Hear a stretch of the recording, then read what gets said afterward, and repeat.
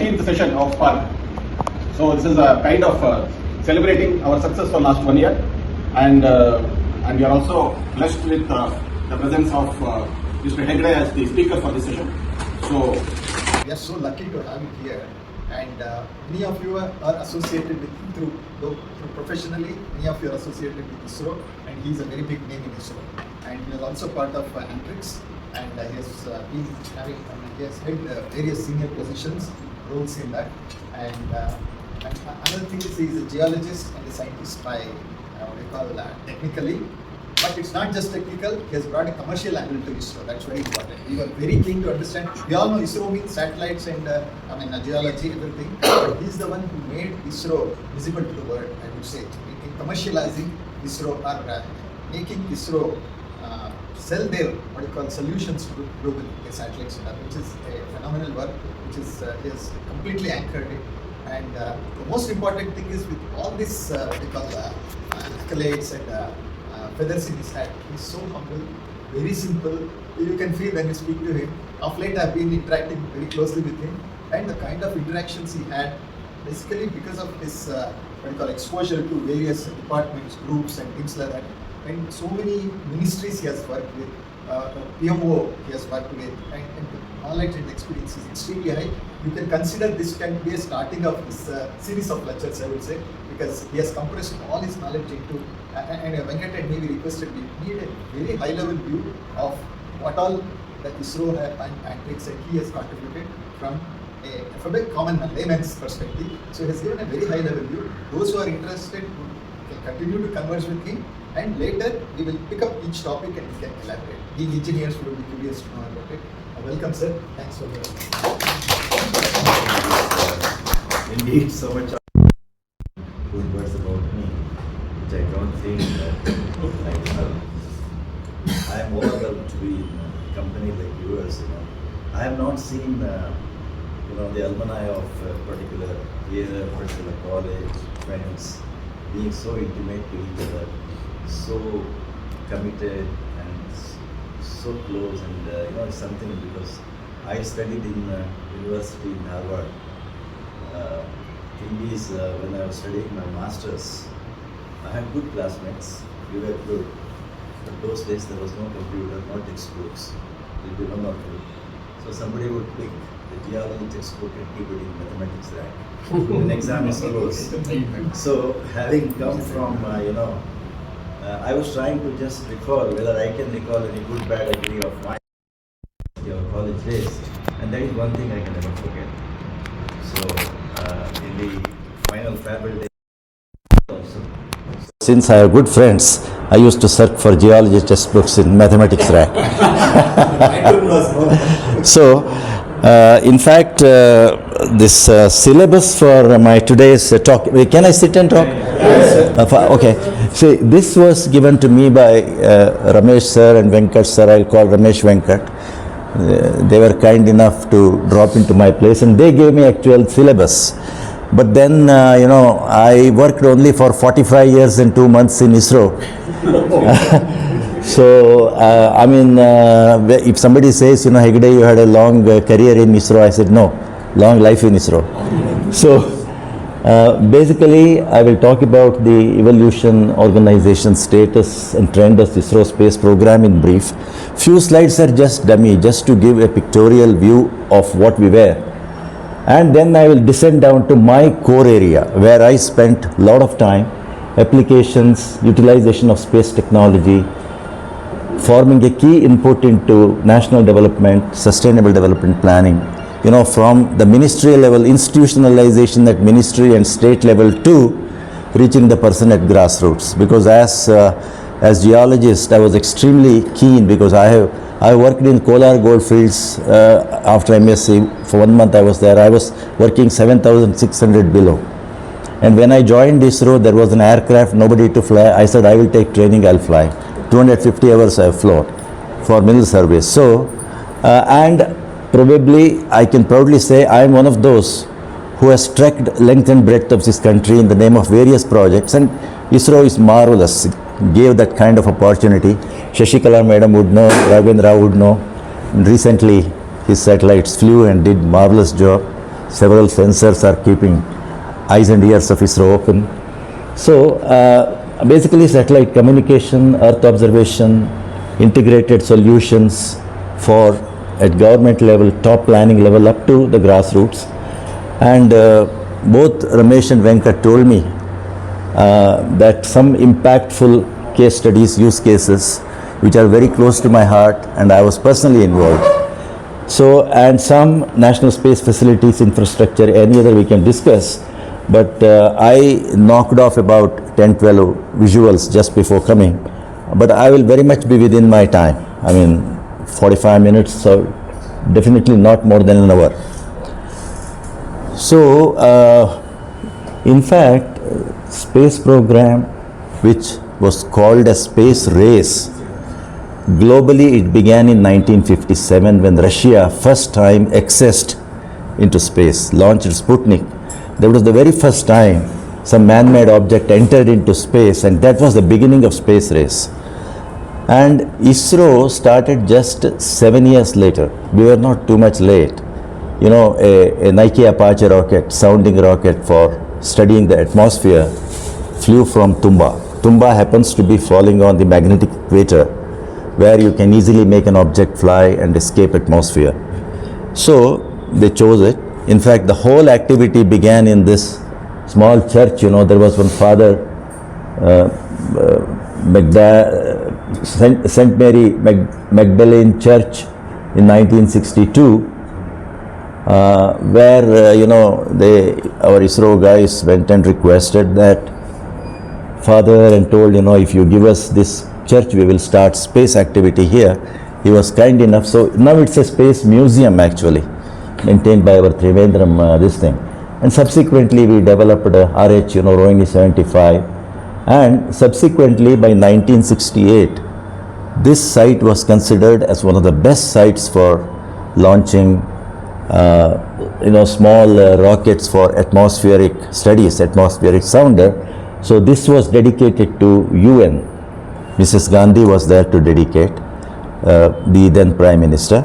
So anybody, you know, under the aegis of UN, spacefaring nation can come, fly their rockets and conduct research out of the data they gather, because this happens to be one of the best sites. So the founder father, Vikram Sarabhai, had dreamt at that point of time, we must be second to none in this application of advanced technologies to solve the real problems of man and society. He never spoke of moon, Mars, Venus, nothing. He said we should use space to solve our problems, problems of our people in the country. So now, of course, now Space Vision 2 is on, or 2 or 2 plus, as we all know. We have gone beyond, and logically we have gone beyond. So from sounding rockets, we started developing, you know, access to space is considered as power.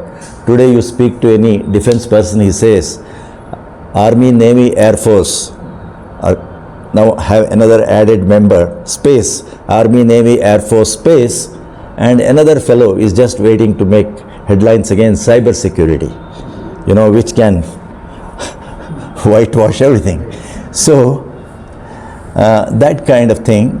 Then I will not speak much on each of the visual. I am going to leave the PDF file with Venkat. Maybe feel free to share, use it, whatever you want to do, because the graphics I have picked from, you know, ISRO.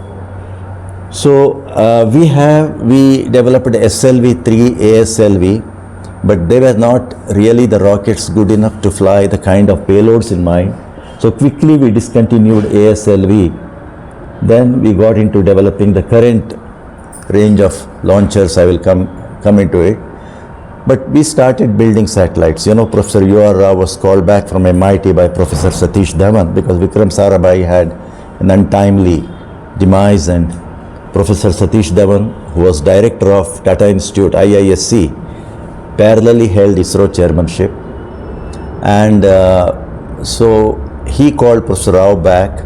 So ISRO satellite program, some ISP or something, and SM Krishna was kind enough to give some sheds in Peenya, industrial sheds. So we started. But when it came to applications, one of the first ever study, in fact this study where an Hasselblad infrared camera was used to study the coconut root wilt disease. So if you see the coconut tree in Kerala, grows, tree looks healthy, everything looks good, but after a couple of years it would die because the root would have got some wilt. But as long as the chlorophyll completely goes off, the greenery goes, common eye will see, but infrared camera can see it faster. This study was led by Professor P.R. Pisharoti, who was with Physical Research Laboratory. And the second most important study, this is the first remote sensing study of coconut root wilt disease using a Hasselblad camera from aircraft. The other most important study was satellite instructional television experiment, SITE. Okay, this was great. We didn't have satellite. US had, I'll come to that. These are some pictures just for, this is Abdul Kalam and Ara Mudan sitting and trying to assemble a Chota rocket. The rocket nose cone being carried to the launch site on bicycle, you see here. And all kinds of funny things. I mean, I don't know what kind of conviction, what kind of confidence they had in themselves. All brilliant engineers who came from MIT and all that. Maybe many times I have tried to think, if I were to be there, would I have done it? I said no, because I also started with 400 rupees fixed at Delhi in 1975, but these guys were, I think, still great.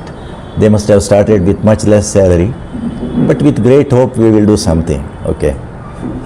So these are the Peenya sheds, which SM Krishna was kind to give to ISRO satellite program, where, Professor URM and his team trying to assemble a satellite, put together a satellite. We didn't have launcher. One satellite we flew from Russia, Aryabhata, and one satellite with a communication payload, just one transponder. Aryabhata Bhaskara were remote sensing, about 1 kilometer resolution Videocon camera, and the communication payload had the Apple, Ariane passenger payload experiment. It was because Ariane, in the French cooperation, they agreed to give us a free launch. So those were built. And, Professor, this Mr. D.P. Dhar was Indian ambassador in Moscow. He was congratulating Professor Dhawan after successful launch of Aryabhata. So these are all, a bit of nostalgia and little details about those satellites which we did. No deployable solar panels, of modern day producing a lot of power. It's all body mounted, some hexagonal, octagonal shape, all that.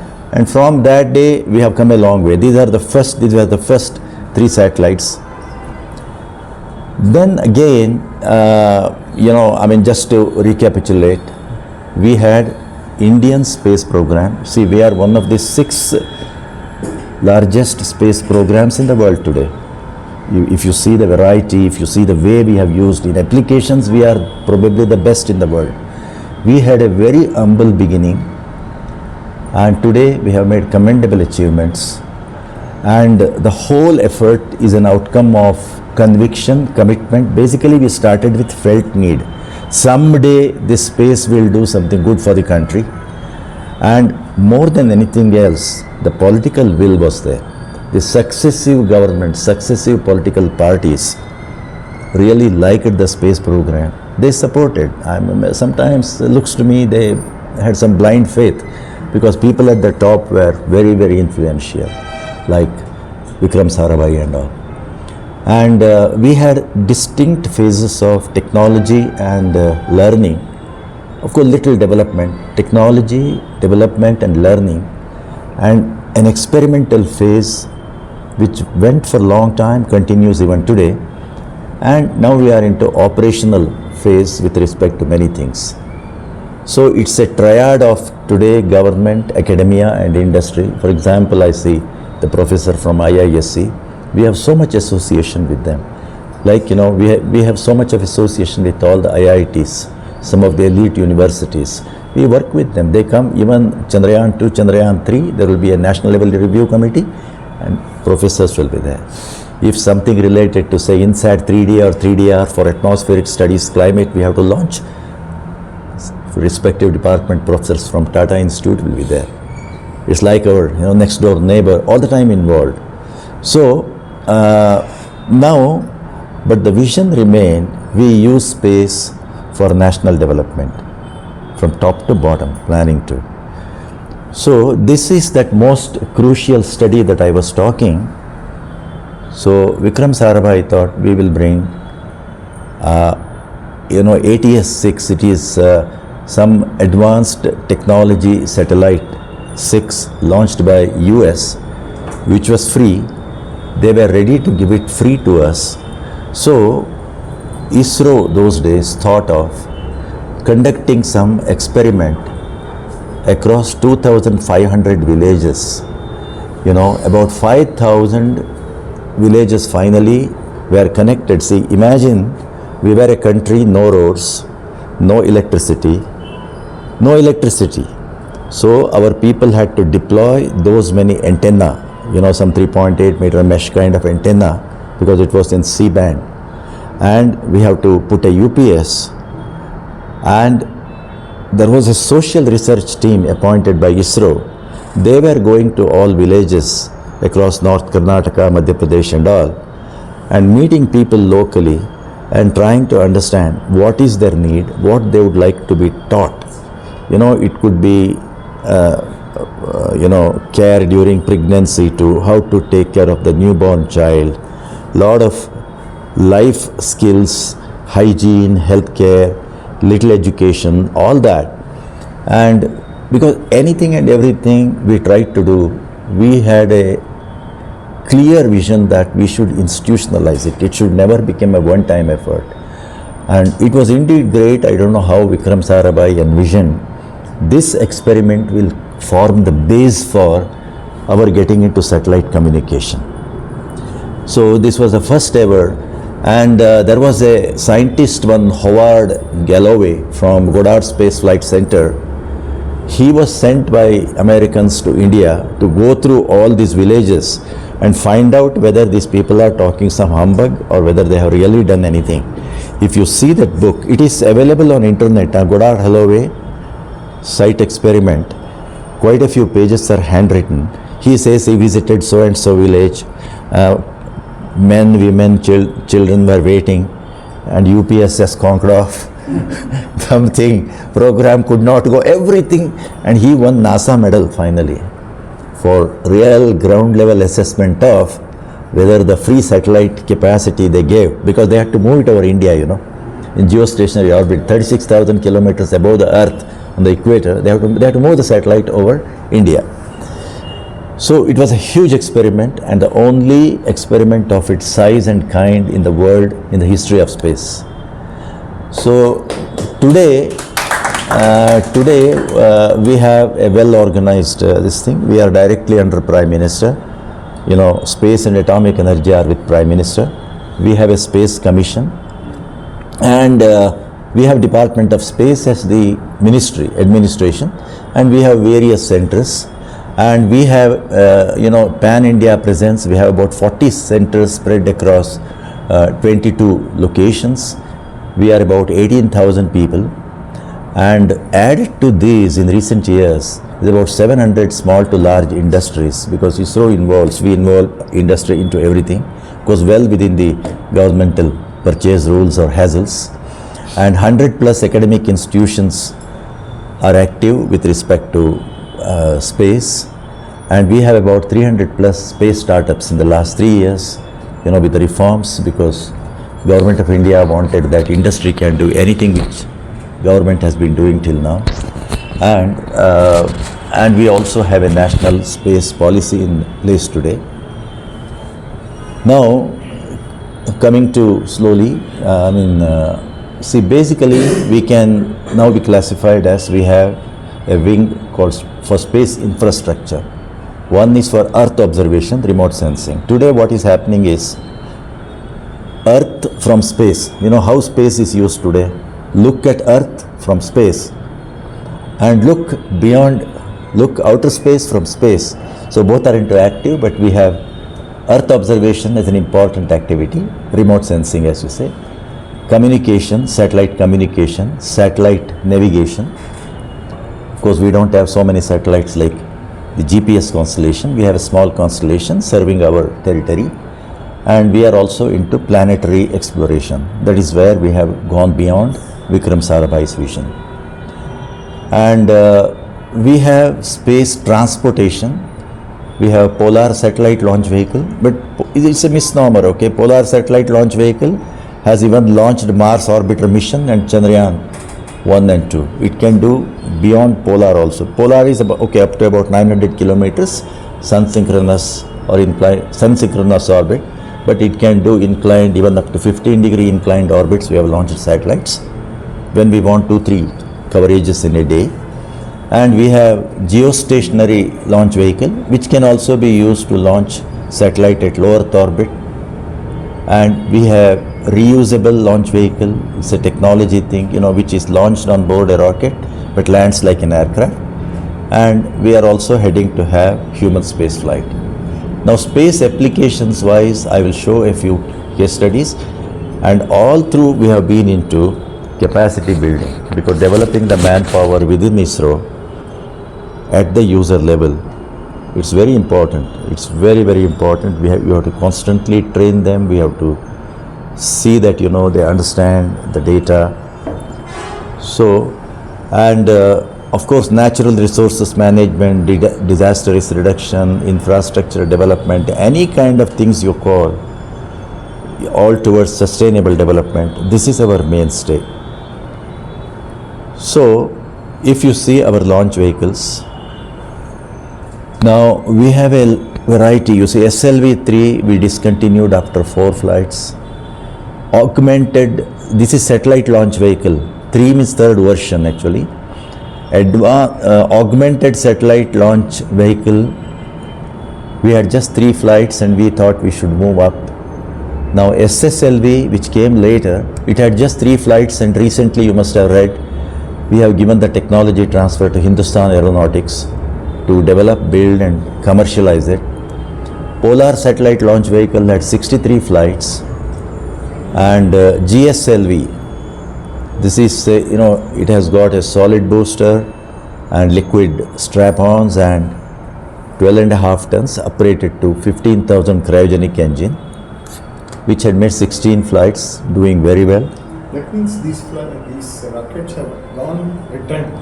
No. These are all expendable. We don't have anything. We don't recover anything from any rocket. Like the SpaceX kind of. No SpaceX kind of thing. That means similar one is every time built. In fact, ISRO is working on that, but SpaceX, Falcon 9 is an out-of-the-world kind of launcher.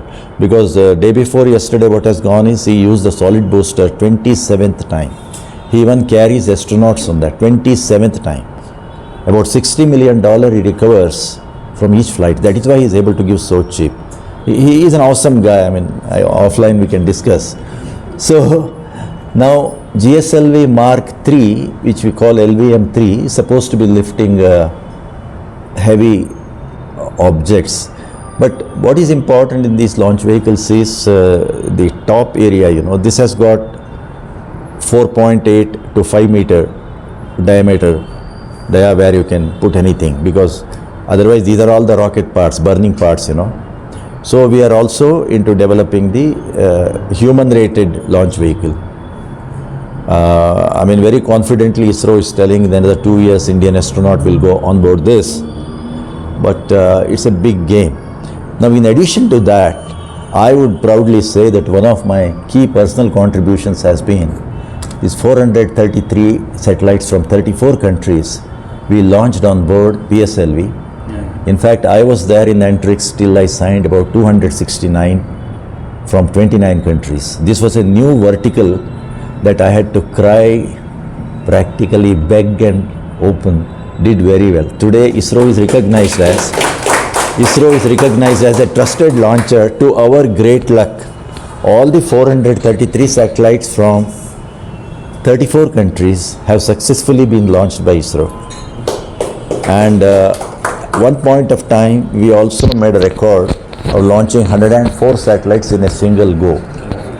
You see, it is a great job. We did not have something called dispenser.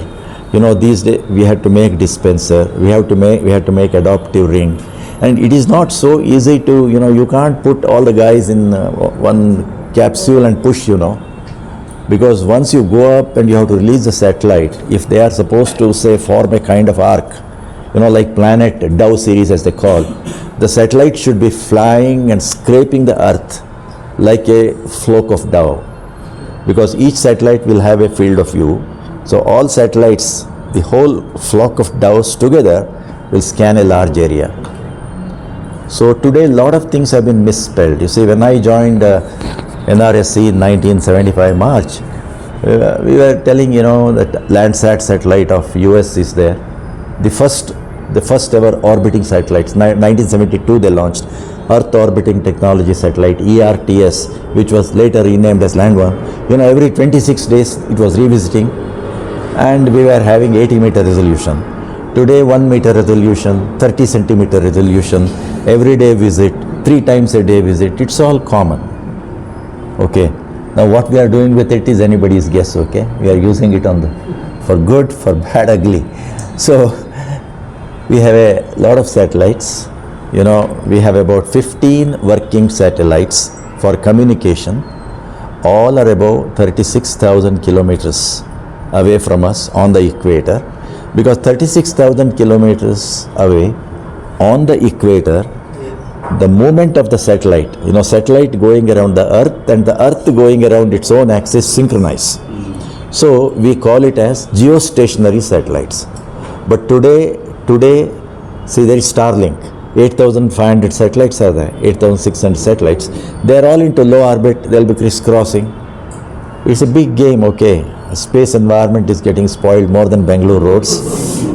Anyway, we have from extended C, which covers large area, to Ka-band, high throughput satellite, narrow spot beam.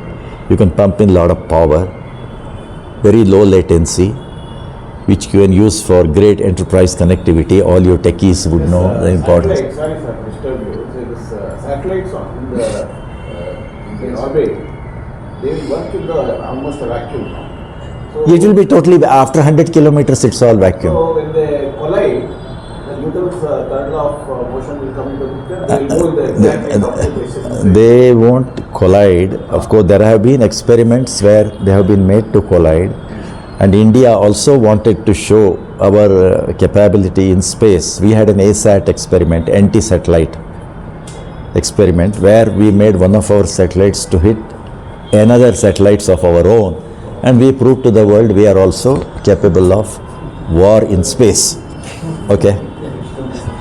So, including our defense, DRDO and all. So that is a great thing. Now, lots of energy, lots of effort, even under the aegis of UN everywhere, is to ensure that nothing collides with something else, So it's a big challenge, because sometimes our launches are delayed by 1 minute, 2 minutes, hold on in the last minute, to avoid possible collision. That would be disaster, no? Huge loss. Now I'll come to applications. I hope my time management is okay. So, SATCOM applications we all know, television broadcasting, direct to home, trunk routes, VSAT connectivity, business communication, radio networking, disaster warning system, tele-education, telemedicine. Tele-education was, I had headed when we started in ISRO. Village Resource Center was started with me in the coordinating or the lead role. And mobile satellite services, and plenty of, not me, probably anybody who joined at my point of time would have run it, because 75 was the first ever application guys recruited, because me as a geologist, a lot of people discouraged me, you will be buried below engineers, ISRO is for engineers, don't go. But ISRO has all kinds of people. ISRO didn't treat me like a geologist, or non-engineer, I would say. What is trunk routing, sir? Trunk routing is long distance, See, a cricket match in South Africa can be backhauled to India, and you bring it to a hub in India, uplink it. So we will see if Indian team is playing in South Africa or wherever, no? So, I mean, anything is, it is a satellite, you know, however much undersea cables, optical fibers are there today, seamless global communication is incomplete without satellites coming into play. So that is why you must have heard about the gateway stations and all this thing, you know. We have one in RV Pune, one of the earliest, which was with BSNL and now managed by Tatas, and or the IP Star Thaicom gateway in Mumbai. These are all big gateways which can take signals across the continents. But the volume of data, fibers are best. But satellite has its own niche. Okay. With respect to latency, wire in the sense of fiber versus this, is there a big difference? Yeah, because this geostationary satellites, they say 35 milliseconds or something. You can just Google, and the LEO will be very, very less, hardly 10-15 milliseconds, whatever. Optical fiber is still very fast. But we always say, because yesterday also we were into discussion with a technical team in my friend's firm, because my friend has got a license to make a Ka high throughput satellite. See, basically, you know, healthcare, education and all, they say LEO has an advantage. I don't agree. Unless a doctor is conducting a remote laser surgery, that kind of latency is not required. But today, generally what people say, for enterprise level connectivity, either medium earth objective, about 19 to 22,000 kilometers above the earth, or Elon Musk kind, you know, about 500 to 700 kilometers kind of network. But thing is, you see, OneWeb, 3 years, nothing is used. Half the life of the constellation is over. Elon Musk has a launcher, and he has got probably robotic satellite building facility. He goes on launching every week. Some satellites he keeps launching. Now it's 8,500 plus. Wants to go to 14,000 plus. And China is having equally large number. Anyway, can't stop, because it's Elon Musk versus China now. Space race is like that. It's not America versus China. Elon Musk versus China. America is Elon Musk now. No, you don't know, because Trump. Anyway, now how satellites, you know, there are about 275 VSATs, we call FSS, fixed satellite terminals. Many of us don't know that all the bank ATMs are running, you know, more than 200,000, 2 lakh terminals are working only on VSS, extended C as well as KU band are there. Cellular backhaul, satellite is a must. It's helping. So recently, 2 years ago, we have been trying this for a long time. You know, anybody flying from west to east or east to west, for 4 hours over the Indian airspace, there was no in-flight connectivity. See, you are a techie. You may be working when you know, your presentation or discussion points should be ready when you land in London, you know. There was no connectivity. No, I have water. No, I have water. Please don't. Now in-flight connectivity is allowed. Viasat and Inmarsat are 2 companies who have been given license to put in-flight connectivity into aircrafts. So again, see, we give connectivity over our territory, and these telecom service providers for IFMC, it's called in-flight and marine connectivity, it will switch over to some other satellite with whom they would have had agreement. So marine connectivity is also very important now, not only for military ships, even for marine liners, you know. So today, space is into everything. And when it comes to broadcasting sector, see, advanced countries have gone for IPTV, OTT, things like that. But we are predominantly on DTH only. And Doordarshan kind of thing on C-band, you know, where you uplink at one place and beam to your nation, neighboring, and all the people. And also the Indians sitting in Dubai, all that, you know, a lot of programs. And DTH channels, we have nearly 900 channels now. Too much. I think Tata Sky, ETV is the 1659 or something. Of course, the numbers may not be continuous. Lots of channels which are totally serviced by satellite.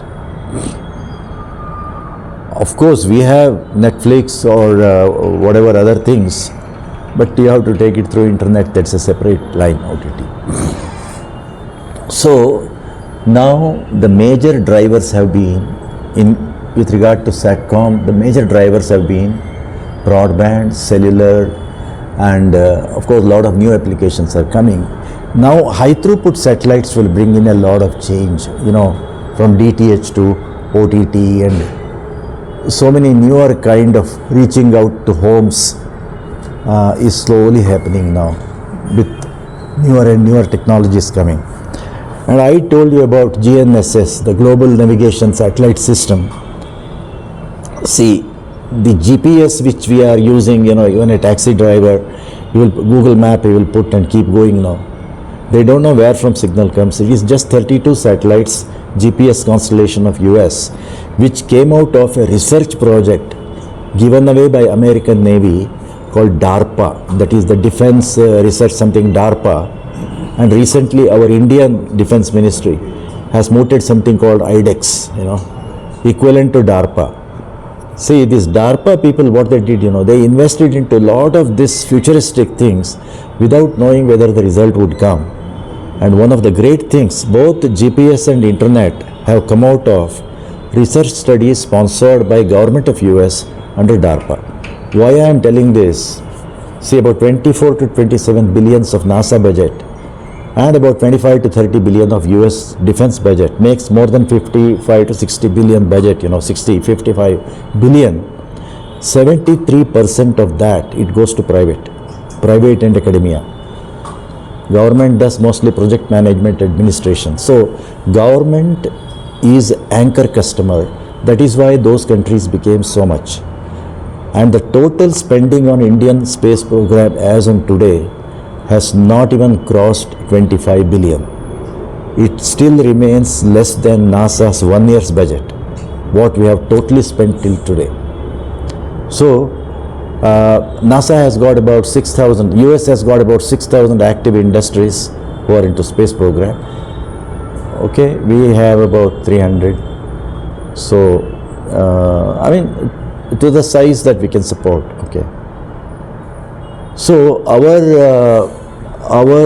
NAVIC or navigation from space or Indian regional satellite navigation system has got just 7 satellites. We cover 1,500 kilometers around India in all directions. Of recent, there is a feeling, much before, of course, Operation Sindoor, that we should go into making a global constellation. But what happened is, one of the key components is atomic clocks, Raghavendra would know, and India is making, but today the demand for satellites and variety of satellites has grown so much. The subsystems and components are not so easily available. Even a lot of our own ISRO projects are getting delayed because they are not able to source subsystems, And it's global level, global supply chain. So today nobody does everything in-house now. They depend on global supply chain. Lot of standardization has come into these small satellites like 1U. Say 1U is 10 centimeter by 10 centimeter by 10 centimeter. 1U, 12U, 16U. Then they say I2K, 1000 kg class, 2000 kg class, 3000 kg class. Whether you say power systems, whether you say avionics, whether you say motherboard. Lot of additive, stacking, kind of Lego kind of, building blocks approach or Lego kind of approach. Today, a lot of standardization is happening. And yesterday I heard now no more bent pipes are available. People have switched to total digital, bent pipe, what you receive, you transmit kind of thing. But today the frequencies are synthesized digitally up in space. A lot of pre-processing happens in space. So, I mean, so with our Navic itself, we did a marvelous thing because a couple of satellites have gone out of service. And you must have heard during Operation Sindoor, no? Our navigation satellites played a very crucial role because this is post-Kargil effect. See, during Kargil, we could not get the desired locational information from the American GPS because they had degraded the data, fudged the data. High precision signals were not given to us. So India decided to go for our own constellation. So this was used extremely effectively in our, see, it is not that in the real time, you know, what happens is why satellites are important. Once the aircraft goes into, say our fighter aircrafts get into enemy territory, you may be within your RF range, you may not be within the RF range. And the pilot will not see anything on the ground. It all happens in the night, okay? What they do, they set up something called theater command, you know. If this is my operations area, I have to hit 4 targets in enemy territory in this area. That area is called my theater. It is my operations theater, and you are just a player, okay? He will not see anything. He knows I have to take off, climb to this side, I will go in this direction, I will go in this direction. If I go, it's directly there. But the other side, missiles will take off now. So there is something called theater command. He or she sitting there, you know, when Wing Commander Abhinandan shot an F-16, you must have seen a lady fighter pilot sitting there. She will be constantly talking to the pilot, you know. He will blindly do whatever she tells him to do. Finally, you have to hit the target. Nothing, okay? You can just imagine. Now this theater command concept where an incident command will be dropped in an earthquake hit area. Okay, then he will be in contact with several places. One multi-story building has collapsed there. 2 guys are, I am hearing their voice, but I don't know how. No, I don't know where the cranes are there, where the JCB is there. You see, when I come to disaster management, I will tell what all we have done. You know, it's something unbelievable. We think management of disasters is very simple. No, not simple. So, I mean, see, I am not telling what is in the slide. An infrastructure we have created like this, the infrastructure which is fully supported by government, how it is being put to use, I am telling. So today all the mobile phones done in India are compatible with Navic signal. And when I travel from Antrix Bhavan, New Bell Road near Dolls Colony to Bangalore Airport, in 3 places actually my Google map switches over to satellite. Lot of us don't know. We think for us it's seamless. Where it's coming from mobile towers, where it's coming from satellite, we don't know. But today connectivity is ubiquitous. Okay. So it's going to, because having been in Antrix, I always talk in terms of money. So the IoT market is envisaged to go up to about 9 billion. And telematics, transportation, logistics, railways, you name it, they will use it, okay. And the smart city project, you know, Government of India wants connectivity to be there. I mean, all younger techies, they want to see if they can move out of cities like Bangalore. We have to give them education, schooling, good housing. They will move. And Corona has given that boost, you know. So, our automobile sector is the 4th largest in the world. And we produce more than 4 million vehicles. Now all will carry. Yeah, India is, you know, one of the largest automobile sectors, you know. And it has already paid back about 25-27 billion when we liberalized, you know. When see Sanjay Gandhi brought in Maruti 800, there were criticisms also, there was something also. But that set the trend, you see. And India very smartly switched to making automobile spares. So, and so much of harmonization has happened, you see. To a Skoda, BMW, Mercedes, all identical components, you know. They're assembled either in Pune or Madras. And everything, you know. I mean, see, that kind of standardization is getting into the global supply chain. It is happening in space also, but much faster.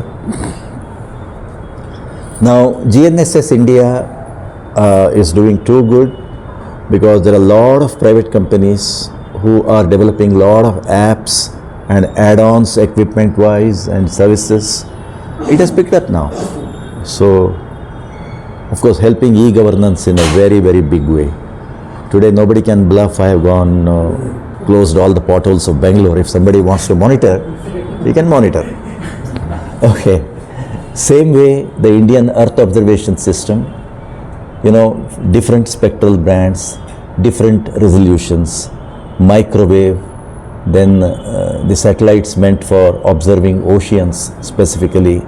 All such satellites, all such payloads we have developed within India, and we are making good use of it. In fact, we also would have been the first to have launched a geo-imaging high-resolution satellite, GISAT, with a hyperspectral imager. Unfortunately, it did not go. A year ago, our GSLV had a mishap and we lost the satellite. Otherwise, this would have been the first in the world. So we have high-resolution imaging satellites now, CARTO 3, then radar sat, C-band radar imaging satellites, 1A, 1B. We have X-band satellites also for urban or infrastructure related applications. So we have a host of satellites. Now what are we doing with this Earth observation satellites? Land resources studies, crop acreage production estimation too, soil and land degradation, wasteland, horticulture, whatever, and environment and bioresources. Today, once in 2 years, the entire biomass of the country, forest area is monitored. It has become a law now.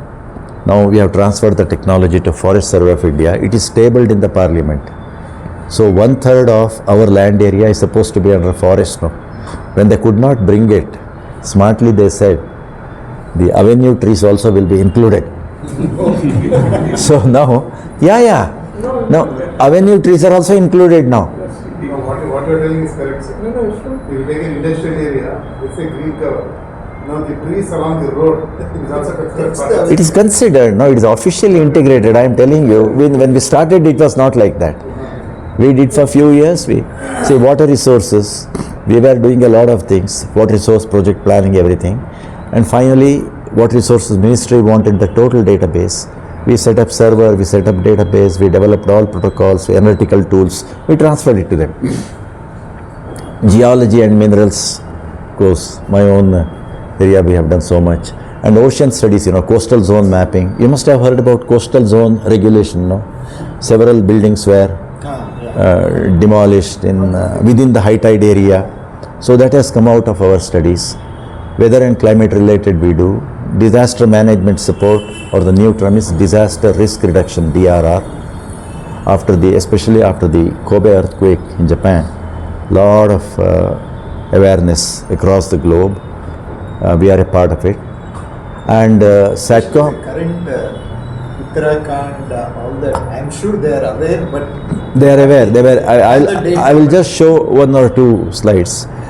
Aware, we have done good number of studies and they are using also. In fact, yesterday I saw somewhere it is National Highway Authority of India which is causing landslides in Himachal Pradesh, they said. Earlier, traditionally they used to cut the hill slope properly.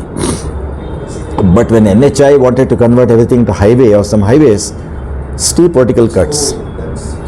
So what happens is, when the soil column is very thick, 10-15 meters, and if it is clay rich, whenever it rains, it will absorb water and the clay swells. The moment it swells, the whole soil mass becomes unstable. No, then slightest trigger, the whole mountain flank will slide. That is what is happening in this Agumbe or this Coorg, even in North Canara, my district, in the Western Ghats, or Ooty region, Munnar, it's all because of that. Now for that, we have found a solution from satellite. We have done landslide hazard zonation. And we have also done something where, you insert a microwave probe about 2 meters into the soil column and connect it to a small solar panel and a Wi-Fi sensor, Wi-Fi router. But there is a limitation. Wi-Fi is a line of sight, no? From one Wi-Fi to another. Finally, we hop to an extended C-band terminal. From that, we'll go to control room. the control room will study, is the case now fit enough to be announced as a disaster in the coming, they will announce. So in some parts of Himalayas, in Munnar region, we have all done. In fact, the first project I did was with Amrita University. It was called WinSoc, self-organizing wireless networks.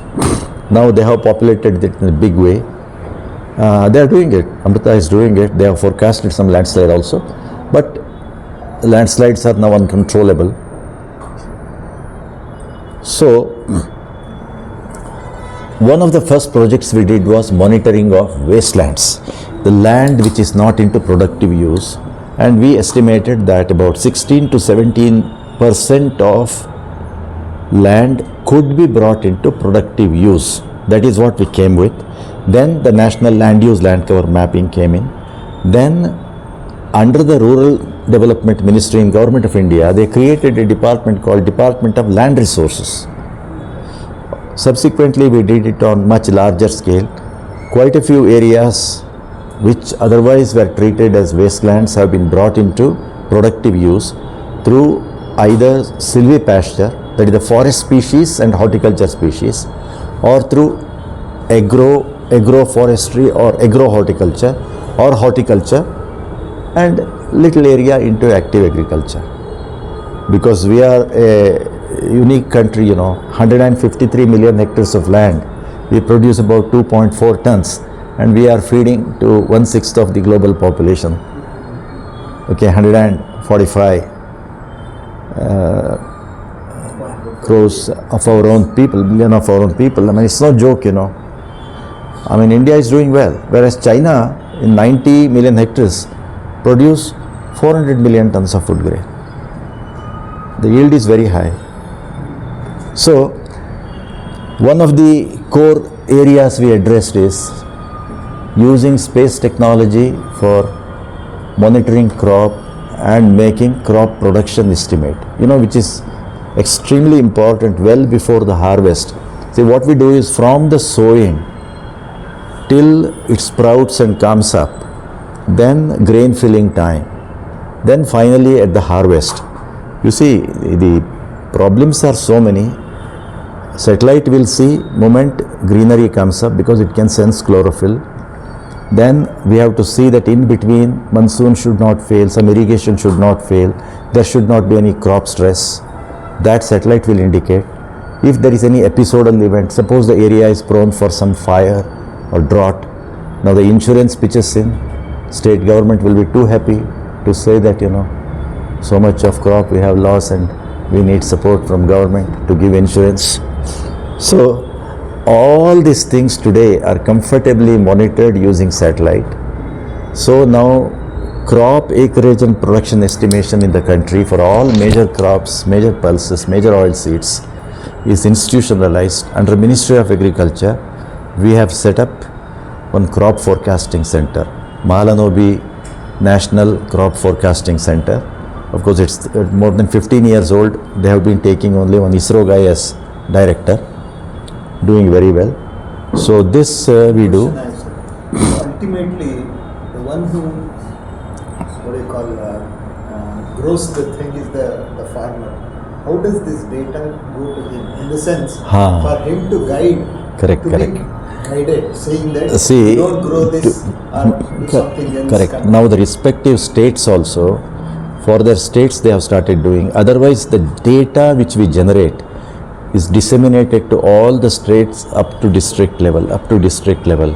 In fact, the state like Karnataka had gone ahead and installed a rain gauge monitoring at Tehsil level. Karnataka drought monitoring cell, had you heard? Karnataka was one of the leader in monitoring drought, and because earlier what happens, a small patch in one district is affected by drought. Rainfall has failed during the crop growing season. Whole district they will declare as drought affected, and where money will go. Then from that we started assessing drought at block level. But Then the database is available free for anybody to develop. yeah, it is all available free. I will also come to that. You can download from our servers. See, ISRO is doing everything we were all involved, it's a different game, but ISRO is doing everything out of taxpayers' money. So we are duty bound to give it, it's all available from ISRO authentic website. I will share the... Ultimately, from an actual commercial angle, is the government of India who Yes, government of India, but now slowly they are allowing private to get into this and do. But due to, the purchase procedure, audit and other rules, private, is not finding it very lucrative. But it will happen, change will come. This is the... Could you touch upon the military applications? I have not put anything here, we can discuss. What I was seeing in the Military applications I have not put in my presentation, and honestly I don't have, but I keep discussing with lot of my military or ex-military friends. It's already 7:50, na? My time is up. Okay, I will go very fast. Okay, in another 15 minutes I'll close. Huh? I think 6:15 I started. Yeah. Oh God. This is the 1986 famous drought. You are aware, no? 2 consecutive years of drought. This is a picture from Rajasthan. One well and people queuing up for water. See, Shivraj Patil was our minister, science and technology minister. He summoned Professor Rao and told, do something. We developed a methodology to prepare something called hydrogeomorphological maps. Okay, there was no methodology readily available. Landform is something which we can clearly see. Evaluate that landform for its lithology, rock type, the structural thing, soil, land use, and possibility of that forming an aquifer. Now we were given 1 month's time. So about 10-12 of us were working day and night, and that is the time we had no time to shave. All of us grew beard. But I decided not to shave after that, from 1986. So we did it for Maharashtra, then Karnataka wanted it. So when about 300,000 borewells were drilled based on our input, we did a survey. We had something like 87 to 90% success. But those borewells will not give perennially, they will not give water. The other day, Guru Nandan also told, recharge should be there, otherwise it is mining the water, no? So I think I will start skipping now. This is, we have exclusive satellites for ocean studies for all the 750 odd fishing stations. We regularly give data where, in which direction, how long you go, there is good possibility of having fish catch, because fish will go after phytoplankton because it's the food for fish. So they will use the NAVIC data, they will use the ocean color data, that is the phytoplankton, and they will go do fishing and come. Disasters is another very, very important area. In our country is one of the most disaster prone, all kinds of disasters. So on all stages, disaster preparedness to recovery phase, satellite is useful. But we have put a 3-tier system, ground-based, aerial, satellite, and satellites at geostationary. And a complete institutional setup is there now. NDMA is there, no? National Disaster Management Authority, and state disaster management authorities. And NDRF is there, National Disaster Reduction Force. So, okay, we pitch in I think 1 or 2 case studies I will tell which would be of interest to you. This Kosi, 1964, Kosi Barrage was built. It was under Indo-Nepal joint bilateral agreement. Total design, everything was by Indian engineers, and Nepal side built it just across Bihar border. And unfortunately, the Kosi embankment breached in 2008. Okay. Now, when the Kosi embankment breached, we wanted to know, it was very clear where it has breached, but Nepalis said we will not allow your aircraft to come in because we wanted to take pictures. But we took our own high resolution cartosat images, took picture. Then the trouble was, this area falls under that tertiary mobile belt. You know, it's tectonically active area where the Indian plate is being pushed against the Himalayan plate. The land keeps slightly dancing, you know.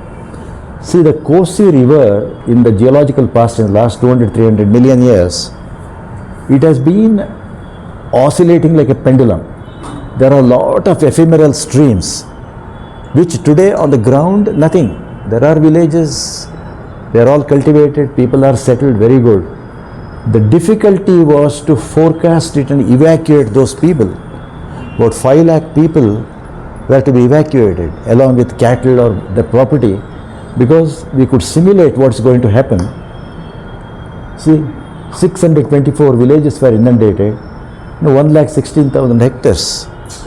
So, hardly 1 or 2 people died, 4 or 5 cattle died, no casualties. So, I mean, this is, I was the program director for disaster management. So, cyclone we track same way, okay. Now all the fishermen carry something like a lantern, you know, the data terminal, they carry with small boats, because when they go for fishing, say from Trivandrum, they should not get into Sri Lankan waters now, they will be arrested. From Gujarat coast they go, Pakistan puts them into jail, you know. So we tell them, look, you are going to cross our waters also. So that Coast Guard has set up a data center and we give the data free. Now same way tsunami, okay, this is 1 or 2 case studies, I'll stop. You can take the PPT, it's very simple to understand. I will not eat away the time. See, I was working in Andamans to set up a database. Okay, personally I was leading that project. The Andaman Lieutenant Governor was one N.N. Jha, who was the then NSA Principal Secretary, Brajesh Mishra's batchmate, IFS. So Andamans is very interesting. Only Indian Airlines flight used to be there. You can go in the morning. Day you can finish all the governmental work, but 4:30 you have to go to Raj Niwas and brief the Lieutenant Governor why you had come, what you have done. So he casually asked me, he said, Andaman has only 1 referral hospital and 2 doctors. One Tulsi Mani was there, one R.P. Singh was there, that's all. We have difficulty. Now, we want something called telemedicine, I hope you know. I said, yes, I know. So we set up 5 telemedicine centers. Okay. Now, telemedicine, mostly consultation was going on. See, somebody has undergone a kidney transplant. Now for checkup after that, he need not fly back. Andaman used to give 1 lakh to every patient who needing specialty health care. He can come to mainland with his ward, but 1 lakh, that's what they give. So healthcare was an issue there. Now after the 2004 December tsunami, you see, this is the right side, what you see here.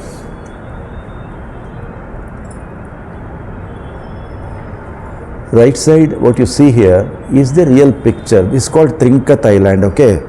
There is water, it's not one piece. What you see in red is green, okay, green on the ground. Red is vegetation. I will tell you separately why vegetation looks red.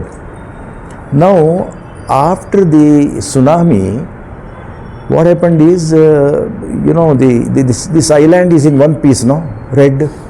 After the tsunami, this much of sea water entered here and island got into 2 pieces. Now, Andaman has the tri-services, Army, Navy, Air Force are under the control of one chief, okay. Now, they got into action. Now, helicopter will not land anywhere, okay. It will hover and they will pull. So, old men, old women, children, everybody was pulled into helicopter. They were all dumped into various relief camps. After 4 or 5 days, nobody knew whether my child is alive, my father is alive, who is not alive. Somebody came with a brilliant idea that ISRO satellite facility is there, no? Let everybody assemble there, 4 or 5 camps. And everybody will see everybody and okay. So, oh, my father is alive, my child is alive. So about 500 families, 5,000 families got reunited just through a satellite-based video camera facility. further telemedicine. See, this is the offspring. This is for the first time in the world this kind of thing happened, and entire communication with Andaman Nicobar Islands were broken. For next 2 years, we gave them the backhaul to BSNL through our Ahmedabad ground station. And now in the mainland, this Nagpatnam area, see, Prime Minister is fortunately standing near a satellite terminal. Now government has to compensate for the crop loss, no? I lost my crop. Everybody created documents. Then the Prime Minister asked ISRO, our minister, said, no sir, we can find out who have lost the crop.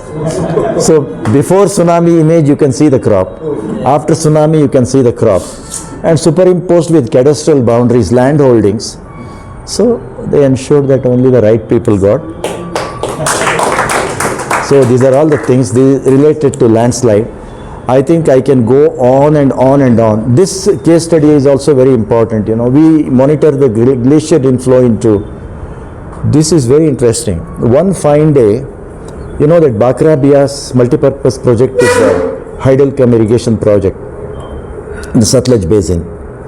Suddenly the CMD of Bakra Bias, we were giving him only snow melt runoff forecast. How much snow is melting, what is going to be the likely inflow in the coming week or so. That kind of input we were giving to all irrigation as well as hydel power plants in the Himalayan region. But one day I started telling my turbines are getting absolutely turbid water. Somewhere something has happened. Now what did you do? I have shut off the turbines. Then we took the data. We found that in the Nepal occupied Tibetan region, see a lake, glacial lake which was dry otherwise, was impounded due to a landslide. So this much water accumulated. Now what if this breaches again? Nafta Chakri power plant will be washed out, you know. Then with the help of satellite image, with our own satellites, okay, a satellite image, we gave it to our foreign ministry. They approached the Chinese authorities. Then we told, permit us to do controlled breaching. The Chinese acted so good. We will do controlled breaching. We will not allow you to enter. They did controlled breaching of the landslide. So this is another impactful case study. So it is like that, sir. VRC is same. You know, we have given training to inmates in jail because when they come out, they should be good people. Carpentry, plumbing, medical assistants, you know, who can monitor BP, give insulin injection and all. And some of the private, we worked with 40 NGOs. Now some of the people trained got job in our IG car, you know, Indira Gandhi Atomic Power Plant, hospital in Kalpakam and all that. So, I mean, I think I must stop. Okay, we have done technology transfer, and that's all. Anyway, I was coming to end. Ask at a space